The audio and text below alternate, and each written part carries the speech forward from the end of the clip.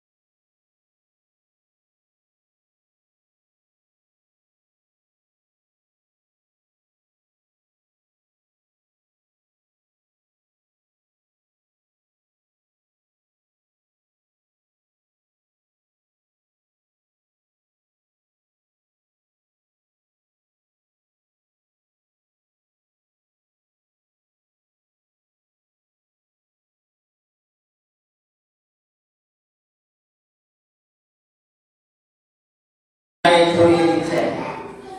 আল্লাহ সুবহানাহু ওয়া তাআলা সূরা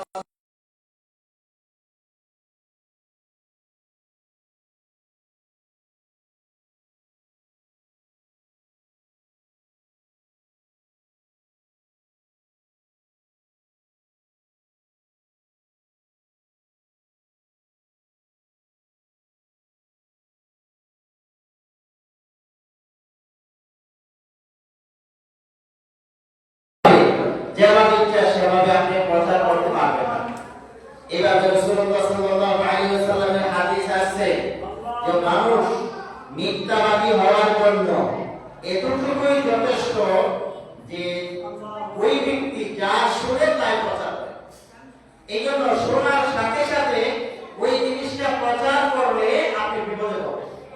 শোনার সাথে সাথে কোনো জিনিস প্রচার করার আগে সেটাকে যাচাই বাছাই করতে হবে, সেটাকে একটু বুঝে শুনে প্রচার করতে হবে, যেন আপনার এই প্রচারের দ্বারা আপনার বিপদের কারণ না হয়।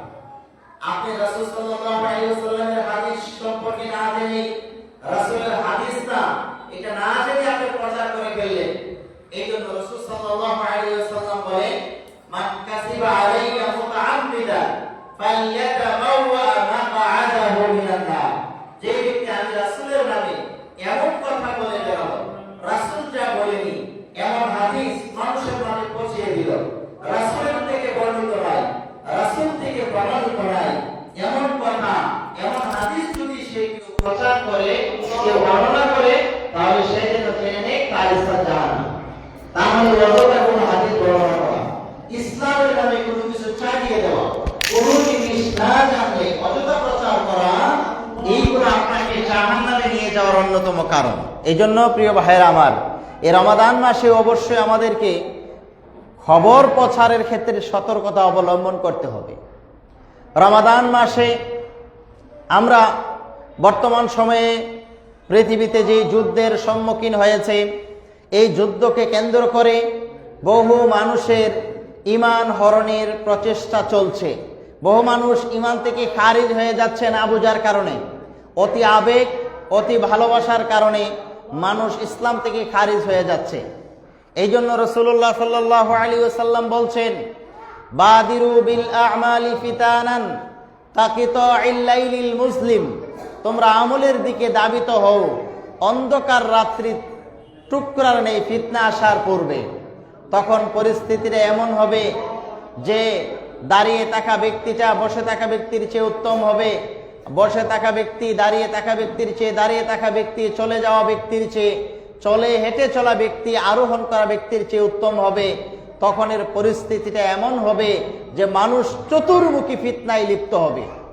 এই জন্য আমাদেরকে সাবধান থাকতে হবে। তিরমিজির হাদিস, সুনানে তিরমিজির মাঝে এসেছে, রাসূলুল্লাহ সাল্লাল্লাহু আলাইহি ওয়াসাল্লাম বলছেন, কিয়ামতের পূর্বে এমন একটি সময় আসবে, যে সময় আমার উম্মতেরা তার হাতের মাঝে জ্বলন্ত আংরা রাখতে যতটা কষ্ট না হবে, এর চেয়ে আরো বেশি কষ্ট হবে মানুষের ঈমানকে ধরে রাখা। ঈমান ধরে রাখা সবচেয়ে বেশি ভয়ানক, সবচেয়ে বেশি চ্যালেঞ্জ হয়ে গেছে বর্তমান সময়ে। মানুষ ঈমানকে ধরে রাখা, ঈমান নিয়ে টিকে থাকা পৃথিবীতে সবচেয়ে বড় কঠিন ভয়াবহ জিনিস হয়ে গেছেন। কারণ কখন কোন কথায়, কোন বিশ্বাসে, কোন অবস্থায় আমাদের ঈমান চলে যাচ্ছে সেটা আমরা কোনোদিন টের পাচ্ছি না। বর্তমান সময়ে সবচেয়ে বেশি ভয়ানক আকার ধারণ করেছে যেই মতবাদ, সেই মতবাদকে বলা হয় শিয়া মতবাদ। এই শিয়া মতবাদের গোলক ধাঁধায় মানুষ নিজেদের ঈমানকে এমন ভাবে বিক্রি করে দিচ্ছে, নিজেদের আকীদাকে এমন ভাবে ধূলিসাৎ করে দিচ্ছে, অথচ নিজেদের তাওহীদ ভিত্তিক আকীদা ছিল, শিরিক মুক্ত আকীদা ছিল, বিদআত মুক্ত আমল ছিল। আপনার শিরিক ও বিদআত মুক্ত ঈমান ও আমল আপনার এক নিমিষেই ধ্বংস হয়ে যাবে যদি আপনি শিয়া মতবাদে বিশ্বাসী হন। শিয়া মতবাদ এমন এক জঘন্য মতবাদ, এটা নতুন কোন ফিরকা, নতুন কোন ইজম নয়, এটা প্রাচীন ইজম, যেটা রাসূলুল্লাহ সাল্লাল্লাহু আলাইহি ওয়াসাল্লামের সাহাবী আলী রাদিয়াল্লাহু তাআলা আনহুকে কেন্দ্র করে তৈরি হয়েছেন। আজ পর্যন্ত তাদের উত্তরসূরিরা, তাদের অনুসারীরা তাদের মাঝে অতি ভক্তির নামে পৃথিবীতে ছড়িয়ে দিচ্ছেন সেই শিয়া মতবাদ। এই শিয়া মতবাদের অন্যতম একটা দৃশ্য হলো পাক পাঞ্জাতন। পাক পাঞ্জাতন মানে পাঁচটি মোমবাতি, 5 জনের নামে তারা আগুন জ্বালায়। 4 কোনায় 4 জন থাকে, তাদেরকে আহলে বাইত বলে, আলী, ফাতেমা, হাসান, হুসাইন। আর মাঝখানে যে মোমবাতি থাকে সেই মোমবাতির নাম দেই মুহাম্মদ সাল্লাল্লাহু আলাইহি সাল্লাম, দিয়ে তাদের মাথায় আগুন দিয়ে পূজা করে। এই পূজা ইসলামের কোনো পূজা নয়, ইসলামের সাথে এর কোনো সম্পর্ক নাই, কিন্তু মানুষ এটাকে ধর্ম জেনে করতেছে। এমনি ভাবে বহু মানুষ মাথায় 5 কুল্লি টুপি দেয়। এই 5 কুল্লি টুপির ভিতরে সে পাক পাঞ্জাতন আহলে বায়াতের 5 জন জিনিসকে কেন্দ্র করে ওইটা দেওয়ার চেষ্টা করে। দেখুন, সমগ্র মুসলিম রাসূলুল্লাহ সাল্লাল্লাহু আলাইহি ওয়াসাল্লামের যুগে সমস্ত মুসলিম উম্মার মাঝে কোনো ভেদাভেদ ছিল না। সমস্ত মুসলিম উম্মাহ এক দল ছিলেন। আবু বকরের খেলাফতের শাসন আমলেও সমস্ত মুসলিম উম্মাহ এক দল ছিলেন। ওমর রাদিয়াল্লাহু আনহুর 10 বছর খেলাফতের কালেও মুসলিম উম্মাহ এক দল ছিলেন। উসমান রাদিয়াল্লাহু আনহুর শাসন আমলে এসে মুসলিম উম্মার মাঝে দ্বিধা বিভক্তি তৈরি হয়েছে, যার মাধ্যমে তার নাম হলো আব্দুল্লাহ ইবনু সাবা। সহজ ভাষায় যাকে বলা হয় ইবনু সাবা। এই ইবনু সাবা উসমান রাদিয়াল্লাহু আনহুর কাছে এসে বলতেছেন যে আমি ইসলাম গ্রহণ করতে চাই স্বয়ং আপনার হাতে হাত রেখে। বলে যে এটা তো ভালো কথা। তো উসমান রাদিয়াল্লাহু আনহুর হাতে হাত রেখে ইসলাম গ্রহণ করে সে লোকদের কাছে এসে বিভ্রান্ত ছড়াই, বিভিন্ন ভাবে বলতেছে যে আমি যে নতুন ইসলাম গ্রহণ করেছি তোমরা কি জানো? সবাই বলে হ্যাঁ আমরা তো জানি যে আমি ইসলাম গ্রহণ করেছি স্বয়ং খলিফাতুল মুসলিমিন উসমান ইবনে আফফানের হাতে, আমার ঈমান বড় তাজা। আমি তোমাদেরকে কিছু প্রশ্ন করি, বিভিন্ন জায়গায় বিভ্রান্ত তৈরি করে। এর মাঝে একটা বিভ্রান্তি হলো যে সে লোকদের কাছে জানতে চাই আমাদের নবী শ্রেষ্ঠ নাকি ঈসা আলাইহিস সালাতু ওয়াস সালাম শ্রেষ্ঠ। লোকজন তো বলে অবশ্যই আমাদের নবী মুহাম্মদ সাল্লাল্লাহু আলাইহি সাল্লাম শ্রেষ্ঠ। তখন ইবনু সাবা বলেন না, তাইলে আমাদের নবী শ্রেষ্ঠ হলে আবার কি দুনিয়াতে আসবে? বলে যে না, আমাদের নবী তো দুনিয়াতে আর আসবে না, তাইলে ঈসা আলাইহিস সালাম আবার দুনিয়াতে আসবে, তোমরা কি জানো? হ্যাঁ অবশ্যই আমরা জানি। তাহলে দুনিয়াতে আবার যে আসতে পারে শ্রেষ্ঠ হলে তো ওই ব্যক্তি হওয়ার উচিত, তাইলে ঈসা আলাইহিস সালাম শ্রেষ্ঠ। এখান থেকে একদল বের হয়ে গেছে মুরজিয়া, যে তারা এই বিশ্বাস করে ফেললো যে হয়তো আমাদের নবীর চেয়ে ঈসা আলাইহিস সালাম শ্রেষ্ঠ হতে পারে, কারণ ঈসা আলাইহিস সালাম আবার যেহেতু দুনিয়াতে আসবে। নাউজুবিল্লাহ। এরপরে দেখেন আরেকভাবে আলী রাদিয়াল্লাহু আনহু নিয়ে কিভাবে ডিভাইড করেছেন যে রাসূল সাল্লাল্লাহু আলাইহি ওয়াসাল্লাম মৃত্যুর পরে ইসলামের প্রথম খেলাফতের দায়িত্ব গ্রহণ করার দায়ভার বা সবচেয়ে উপযুক্ত ছিলেন আলী রাদিয়াল্লাহু আনহু। কিন্তু লোকজনেরা সেইটাকে বিভিন্নভাবে কাটছাট করে আবু বকরকে দিয়ে দিল। এইখানে কাটছাট করা হয়েছে। তখন তিনি যুক্তি উল্লেখ করলেন, যুক্তি দিয়ে মানুষের মাথার মগজ ধুলাই করলেন। কিভাবে দেখুন, তখন যুক্তি উপস্থাপন করলেন যে আবু বকর রাদিয়াল্লাহু আনহুর সাথে রাসূল সাল্লাল্লাহু আলাইহি ওয়াসাল্লামের সম্পর্ক আগে ছিল না। আবু বকরের মেয়ে আয়েশাকে বিয়ে দেওয়ার পরে তাদের মাঝে জামাই শ্বশুরের একটা সম্পর্ক হয়েছে, কিন্তু রক্তের কোনো সম্পর্ক নাই। ওমর রাদিয়াল্লাহু আনহু ওনার মেয়ে হাফসাকে রাসূলুল্লাহর কাছে বিয়ে দেওয়ার পরে তাদের মাঝে একটা সম্পর্ক হয়েছে, এর আগে কোনো সম্পর্ক ছিল না। আর ওসমান রাদিয়াল্লাহু আনহু রাসূলের দুই মেয়েকে বিয়ে করেছেন, এরপরে তাদের মাঝে সম্পর্ক হয়েছে, এর আগে কোনো সম্পর্ক ছিল না। কিন্তু আলী রাদিয়াল্লাহু আনহু রাসূল সাল্লাল্লাহু আলাইহি ওয়াসাল্লামের আপন চাচাতো ভাই, রক্তের মানুষ, আবার রাসূল সাল্লাল্লাহু আলাইহি ওয়াসাল্লামের মেয়ে ফাতেমাকে বিয়ে করেছেন। দুই দিক থেকেই তিনি উপযুক্ত। এই জন্য ইসলামী খেলাফতের দায়িত্ব গ্রহণ করলে নবীজির পরে আলী হওয়া উচিত ছিল, কিন্তু তারা আলীকে না বানিয়ে আবু বকরকে বানালো। এখান থেকে একদল তৈরি হয়েছে, তার নাম হলো শিয়া। আলী রাদিয়াল্লাহু তাআলা আনহুর দল, আলী রাদিয়াল্লাহু তাআলা আনহুর প্রতি অতিভক্তি, এখান থেকে তাদের মাঝে আবার দ্বন্দ্ব লেগে কিছুদিন পরে আরেক দল বের হয়েছে, তার নাম হলো খারেজি। এই জন্য শিয়া, খারেজি, মুরজিয়া এটা ইসলামের প্রাচীনতম ফিরকা, যেই ফিরকায় বহু মানুষ বিশ্বাসী আছে। তাদের ধারণা হলো শিয়া মতবাদের ধারণা বা শিয়াদের ধারণা হলো যে আলী রাদিয়াল্লাহু তাআলা আনহু, আবু বকর, উমর সবার চেয়ে শ্রেষ্ঠ।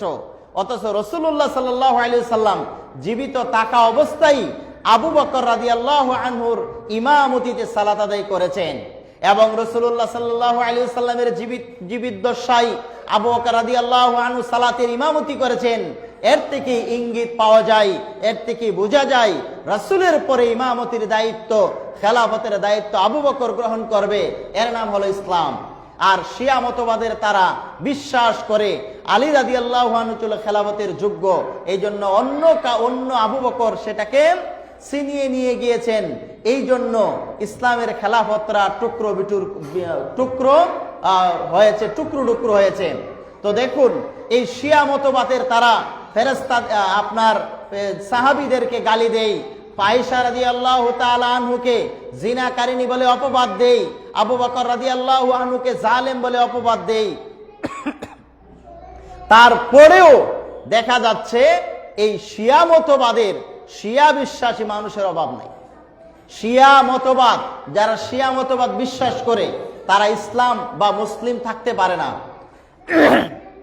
যেইভাবে কাদিয়ানীদেরকেও মুসলিম ঘোষণা করা দরকার, শিয়াদেরকে, যারা শিয়া দাবি করে নিজেদেরকে, তাদেরকে অমুসলিম রাষ্ট্রীয়ভাবে ঘোষণা করা দরকার। কারণ শিয়া মতবাদ ইসলামের মাঝে অন্যতম জঘন্য একটা মতবাদ, যেই মতবাদ মানুষের ইমানকে দুর্বৃত করে দেয়, ইমানকে কলুষিত করে দেয়। এই শিয়া মতবাদের কিছু মতবাদ আপনাদের সামনে তুলে ধরছি। এর মাঝে শিয়া মতবাদের একটি মতবাদ হলো যে আল্লাহ সুবহানাহু ওয়া তাআলা যেই রকম ভাবে নবী মুহাম্মদুর রাসূলুল্লাহ সাল্লাল্লাহু আলাইহি ওয়াসাল্লামের কাছে ওহী প্রেরণ করতেন, ঠিক তেমনি ভাবে আলী রাদিয়াল্লাহু আনহুর কাছেও আল্লাহ ওহী প্রেরণ করতেন। নাউজুবিল্লাহ। ওহী আল্লাহ সুবহানাহু ওয়া তাআলা প্রেরণ করতেন নবী রাসূলগণের কাছে, নবী রাসূল বাদে অন্য কারো কাছেই ওহী আসবে না। যারা এই কথা বিশ্বাস করবে যে নবী রাসূল ছাড়াও অন্যদের কাছে ওহী আসে, যে এরকম পীর সফিরা বিশ্বাস করে যে আমাদের পীরদের কাছে কারামত আসে, এই জন্য অনেকেই একটা হাদিস তৈরি করেছে, কারামাতুল আউলিয়াই হাক্কুন, ওলিদের কেরামত হলো সত্য। নাউজুবিল্লাহ। এই জন্য কেরামত বলতে ইসলামে কিছু নাই, নবীদের মাধ্যমে যা প্রকাশিত হয়েছে তা হলো মুজিজা। এটা শিয়াদের বই আল মুনিয়াহ ওয়াল আমাল ফি শারহি মিলাল ওয়াল মিনহাল 30 নম্বর পৃষ্ঠায় এসেছে। 2 নম্বর, শিয়াদের শায়েখ ও কর্তব্য ব্যক্তিরা এই বিশ্বাস রাখেন যে কোরআনে অনেক ত্রুটি আছে। দেখেন, যেই শিয়ারা বিশ্বাস করে, শিয়াদের ধর্ম বিশ্বাস হলো কোরআনুল কারিমে ত্রুটি আছে, এই বিশ্বাস যদি আপনি বিশ্বাসী হন তাহলে আপনার ইমানের কি অবস্থা হবে? এই জন্য কোরআনে ত্রুটি আছে এই বিশ্বাস পৃথিবীর কোনো সাধারণ মুসলিম করতে পারে না। কারণ কোরআনুল কারীম নিজেই বলেছেন, জালিকাল কিতাব লা রাইবা ফি, এই কিতাব কোনো সন্দেহ নাই। এরপরে আল্লাহ সূরা বাকারার মাঝে বলছেন, ওয়া ইন কুনতুম ফি রাইবিম মিম্মা নাযালনা আলা আবদিনা ফাতু বিসূরাতিম মিন মিসলি, যদি তোমরা এই কোরআনকে অস্বীকার করো, কোরআনকে নিয়ে সন্দেহ করো, তাহলে কোরআনের একটা সূরার মতো একটা সূরা তৈরি করে দেখাও। কেউ কিন্তু তৈরি করতে পারেনি আজ পর্যন্ত, এই চ্যালেঞ্জের মোকাবেলা কেউ করতে পারেনি। এই জন্য শিয়াদের তারা মনে করে যে কোরআনে ভুল আছে, তাহলে তাদের এই মতবাদ বিশ্বাস করবে যারা, তাদের ঈমান থাকবে না। এই জন্য শিয়ারা কিন্তু কোরআনও তৈরি করেছে, ইউটিউবে পাবেন। শিয়ারা সূরাতুল কোরআনকে কোরআন থেকে ডিভাইড করে নকল করে তারা কোরআন বানানোর চেষ্টা করেছে। আপনি কোথায় বসে আছেন, ইউটিউবে তাদের এই কোরআনের সূরা বিভিন্ন কিছু ইউটিউবে আপলোড দেওয়া আছে। সূরাতুল বুরুজ আছে 30তম পারায়, তারা সূরা নাজিল একটা সূরা বানাইছে সূরাতুল ফুরুজ। এই কোরআনের মতো তেলাওয়াত করে আমরা কোরআন পড়ি ওয়াসসামা ইযাতিল বুরুজ, আর তারা পড়ে ওয়াসসামা ইযাতিল ফুরুজ। ফুরুজ, ফুরুজ মানে লজ্জাস্থান, লজ্জাস্থানের সূরা সূরাতুল ফুরুজ। চিন্তা করেছেন? এইভাবে করে মানুষের মাঝে এমন ভাবে তেলাওয়াত করে, এমন আয়াতে যেইভাবে তেলাওয়াতের কারণে মানুষ বুঝতে পারে না সে কোরআন তেলাওয়াত করছে নাকি অন্য কিছু তেলাওয়াত করছে।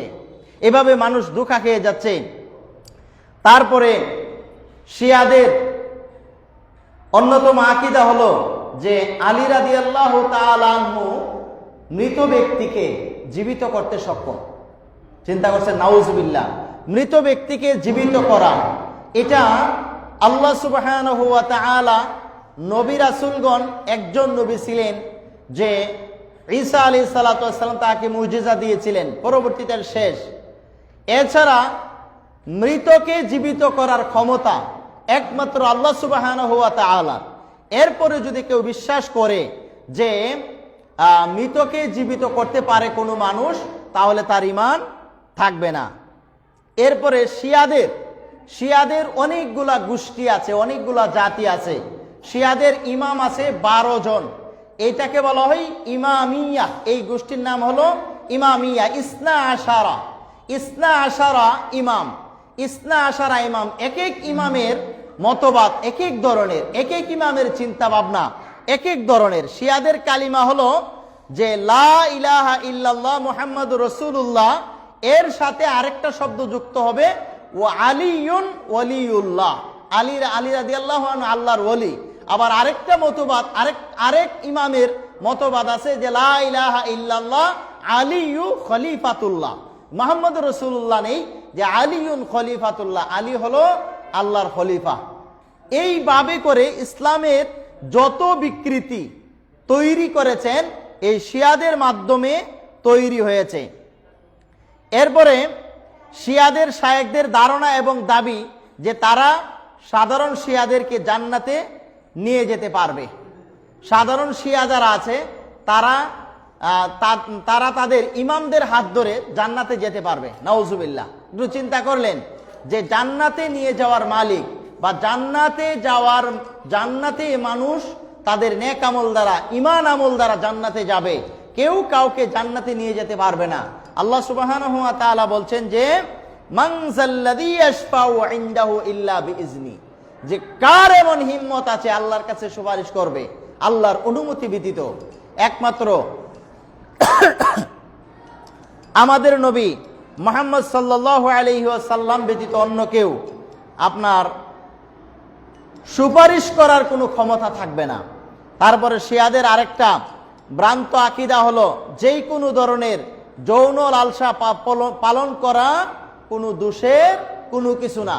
অর্থাৎ তারা কেউ যদি নিজের জৈবিক চাহিদা মিটাতে চায় আর উভয়ে যদি সম্মত থাকে, তাহলে এটা কোনো সমস্যা নেই, এটা কোনো ধরনের কোনো গুনাহ বা জিনা ব্যভিচার হবে না। অথচ আল্লাহ সুবহানাহু ওয়া তাআলা কোরআনুল কারিমে নিষেধাজ্ঞা দিয়েছেন, ইসলাম নিষেধাজ্ঞা দিয়েছেন যে বিবাহের বহির্ভূত নারী পুরুষ একসাথে মেলামেশা করা যাবে না এবং তারা কাছেও যেতে পারবে না, এটা জিনা হবে, ব্যভিচার হবে। আল্লাহ রাব্বুল আলামিন বলেন ওয়ালা তাকরাবুজ জিনা ইন্নাহু কানা ফাহিশাতাও ওয়া সাআ সাবিলা, তোমরা জিনার নিকটবর্তী হয়ো না, কারণ এটা হলো সবচেয়ে নিকৃষ্ট এবং মন্দ পথ। এরপরে আল্লাহ সুবহানাহু ওয়া তাআলা সূরা মুমিনুনের মাঝে মুমিনের বৈশিষ্ট্য বর্ণনা করছেন ওয়াল্লাযীনা হুম লিফুরুজিহিম হাফিজুন, মুমিন হলো তারাই যারা তাদের লজ্জাস্থানকে হেফাজত করে। এখন লজ্জাস্থানকে হেফাজত করার মাধ্যমে আপনার ইমানদারি তো টিকে থাকবে, আর আপনি লজ্জাস্থানকে হেলিয়ে দেওয়ার মাধ্যমে আপনি মতবাদ তৈরি করেন, তাহলে এটা মুসলিম থাকতে পারে না। এই শিয়াদের এই মতবাদের অনুসারী যারা, তারা ইসলামের বিধানকে এইভাবেই অস্বীকার করেছেন। এরপরে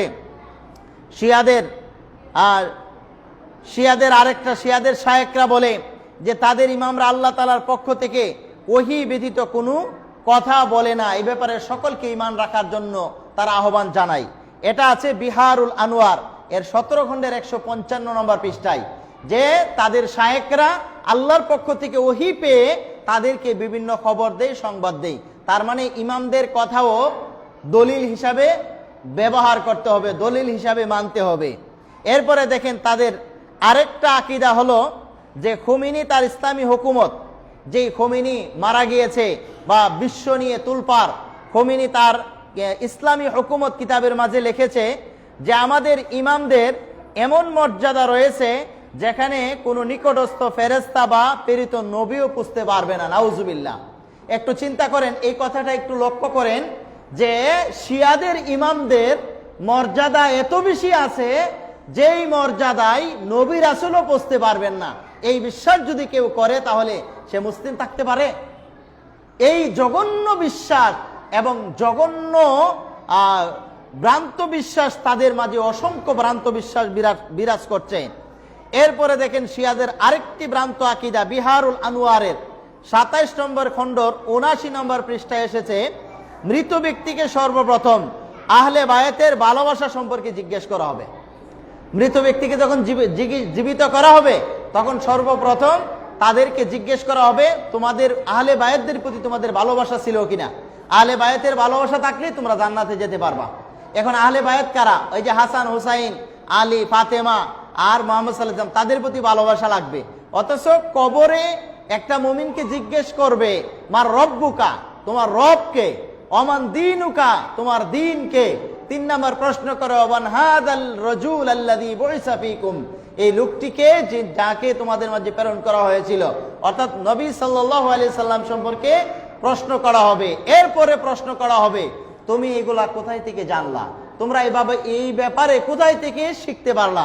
তখন সে বলবে কারাআতু কিতাবাল্লাহ, আমরা আল্লাহর কিতাব পড়েছি, আল্লাহর কিতাব পড়ে আমরা জানতে পেরেছি।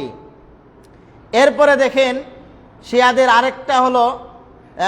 আরেকটা ভ্রান্ত আকীদা হলো তারা আবু বকর রাদিয়াল্লাহু আনহু এবং ওমর রাদিয়াল্লাহু তাআলা আনহু দুইজন কাফের, কারণ তাদেরকে যারা ভালোবাসবে তারাও কাফের।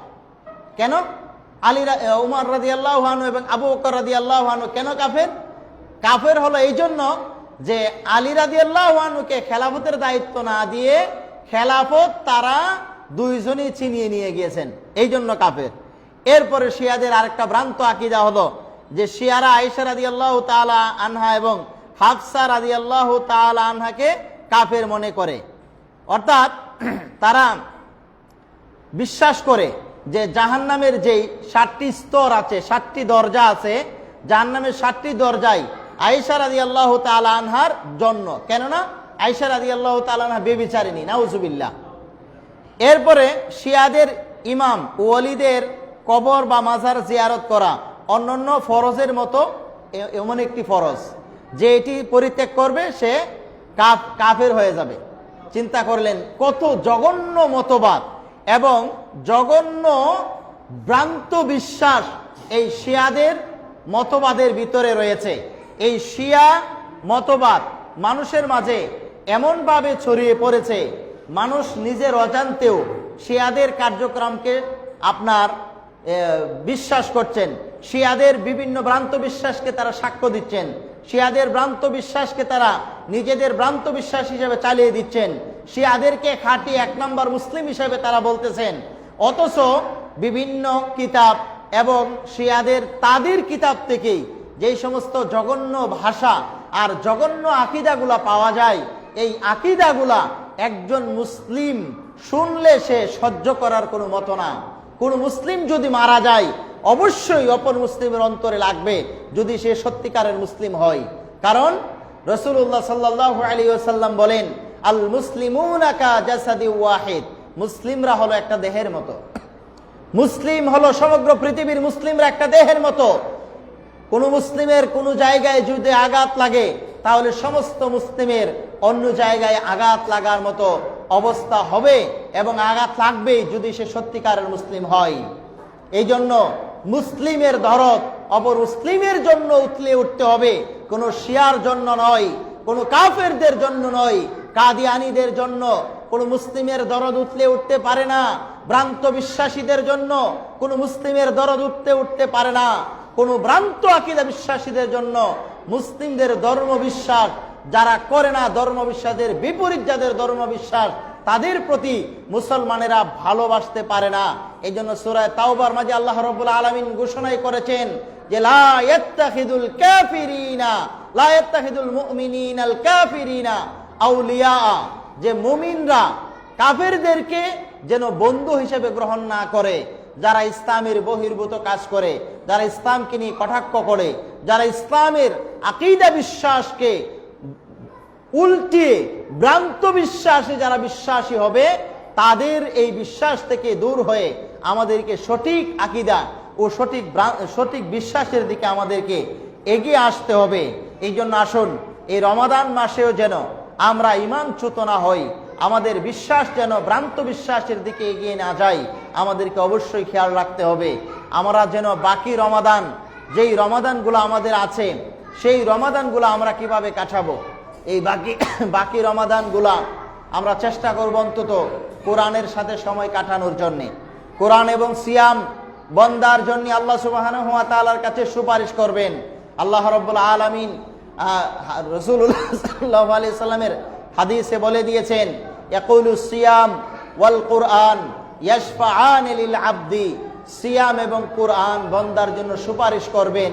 সিয়াম সেদিন দেখে বলবেন যে আইয়ু রব্বি মানআতুহু আত-তাআম ওয়াশ শাহওয়াত বিন-নাহার, আমি তাহাকে খানা পিনা শাহওয়াত এইগুলা থেকে আমি বাধা প্রদান করেছি। কোরআন সেদিন বলবেন মানআতুহুন নাওমু বিল-লাইল, আমি তোমার বান্দাকে রাতের বেলা ঘুমাতে দেইনি, সে না ঘুমিয়ে আমাকে তেলাওয়াত করেছে, তার ব্যাপারে আমার সুপারিশ কবুল করো। তখন আল্লাহ রাব্বুল আলামিন সুপারিশ কবুল করবেন, তখন এই কোরআন এবং সিয়াম আমাদের জন্য সুপারিশ করবেন। তাই আসুন আমরা এই রমাদানে বেশি বেশি করে কোরআন তেলাওয়াতের চেষ্টা করি। রমাদানের অন্যতম আরেকটা স্পেশাল আমল হলো রমাদানে আল্লাহর প্রতি দান করা। রাসূলুল্লাহ সাল্লাল্লাহু আলাইহি ওয়াসাল্লাম এই রমাদান মাসে বেশি বেশি করে দান করতেন। হাদিসের মাঝে এসেছে রাসূল সাল্লাল্লাহু আলাইহি ওয়াসাল্লাম রমাদান মাসে এত বেশি দান করতেন, কারিহিল মুরসাল, প্রবল বাতাসের গতিতে রাসূলুল্লাহ সাল্লাল্লাহু আলাইহি ওয়াসাল্লাম দান করতেন। এই জন্য রমাদান মাসে আমরা বেশি বেশি করে দান করার চেষ্টা করব। সূরা আলে ইমরানের 133-34 নম্বর আয়াতে আল্লাহ রাব্বুল আলামিন তার বান্দাদেরকে ডেকে বলছেন, ওয়াসারিউ ইলা মাগফিরাতিম মির রাব্বিকুম ওয়া জান্নাতিন আরদুহাস সামাওয়াতু ওয়াল আরদ, ওয়াসারিউ, তোমরা দ্রুত আসো, ইলা মাগফিরাতিম মির রাব্বিকুম, তোমাদের প্রভুর ক্ষমার দিকে, ওয়া জান্নাতিন আরদুহাস সামাওয়াতু ওয়াল আরদ, জান্নাতের বিস্তৃতি হলো আকাশ এবং জমিন বিস্তৃত এত বিশাল জান্নাত, উইদ্দাত লিল মুত্তাকিন, যেটা আল্লাহ সুবহানাহু ওয়া তাআলা মুত্তাকিদের জন্য প্রস্তুত করে রেখেছেন। এরপরে আল্লাহ বলেন, আল্লাযীনা ইউনফিকুনা ফিস সাররাই ওয়াদ দাররাই ওয়াল কাযিমিনাল গায়যা ওয়াল আফিনা আনিন নাস ওয়াল্লাহু ইউহিব্বুল মুহসিনিন। আল্লাযীনা ইউনফিকুনা, যারা আল্লাহর পথে ব্যয় করে, ফিস সাররাই ওয়াদ দাররাই, সচ্ছল অবস্থায় দান করে, অসচ্ছল অবস্থায় দান করে, ওয়াল কাযিমিনাল গায়যা, যারা নিজেদের রাগ গোসাকে হজম করে, ওয়াল আফিনা আনিন নাস, মানুষদেরকে ক্ষমা করে দেয়, ওয়াল্লাহু ইউহিব্বুল মুহসিনিন, আল্লাহ সুবহানাহু ওয়া তাআলা ওই সমস্ত মুহসিনিনদেরকে ভালোবাসেন। তাই আসুন এই রমাদানে আমরা মুহসিনিনদের অন্তর্ভুক্ত হওয়ার চেষ্টা করি। এই রমাদানে যেন আমরা প্রোডাক্টিভ রমাদান হিসাবে আমাদের ঈমান আমলকে হেফাজত করতে পারি, সেই তৌফিক যেন আল্লাহ আমাদেরকে দান করেন। আল্লাহুম্মা আমিন। এ বলে আমার আলোচনা শেষ করছি এখানে। সুবহানাকাল্লাহুম্মা বিহামদিকা